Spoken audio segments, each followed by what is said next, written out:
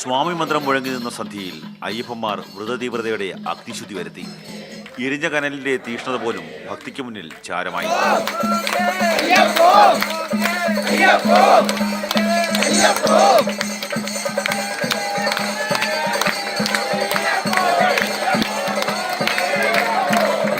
കവുങ്ങഞ്ചേരി തിരുവിളങ്ങോനപ്പൻ ക്ഷേത്രത്തിലെ മണ്ഡലശില്പോത്സവത്തോടനുബന്ധിച്ച് ആഴിപൂജ നടന്നു.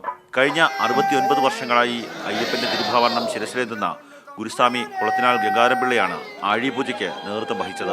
ഞാൻ എൻ്റെ 18ാമത്തെ വയസ്സ് മുതൽ ശബരിമലയ്ക്ക് പോയി തുടങ്ങിയതാണ്. ആദ്യം പോകുന്ന സമയം തന്നെ തിരുവാഭരണ പേടകം ചുമന്നുകൊണ്ടാണ് ശബരിമലയ്ക്ക് പോയിട്ടുള്ളത്. 67 കൊല്ലം തിരുവാഭരണ പേടകം ശിരസിലേറ്റിക്കൊണ്ട് ശബരിമലയ്ക്ക് പോയിട്ടുണ്ട്. ഇപ്പം 4 വർഷമായിട്ട് പോകുന്നില്ല.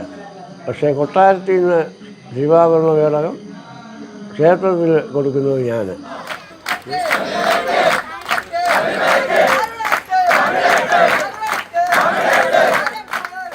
ആഴിപൂജയോടനുബന്ധിച്ച് അന്നദാനം, ശാസ്താംപാട്ട്, ഭജന എന്നിവയും നടന്നു.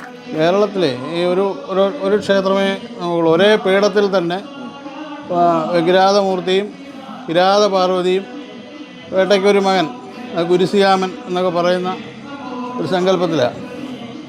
അത് ഇവിടെ മാത്രമേ ഉള്ളൂ. ഇവിടുത്തെ പ്രധാന വഴിപാടെന്ന് പറഞ്ഞു കഴിഞ്ഞാൽ അറുവറ, കഥകളി, ഇത് രണ്ടുമാണ് ഇവിടുത്തെ പ്രധാനമായിട്ടുള്ള വഴിപാട്.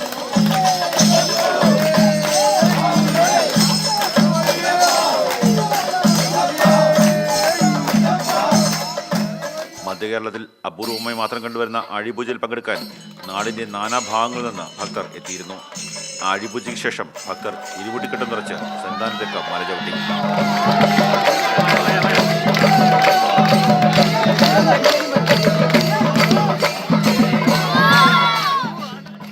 മാതൃഭൂമി ന്യൂസ്, കൊല്ലം.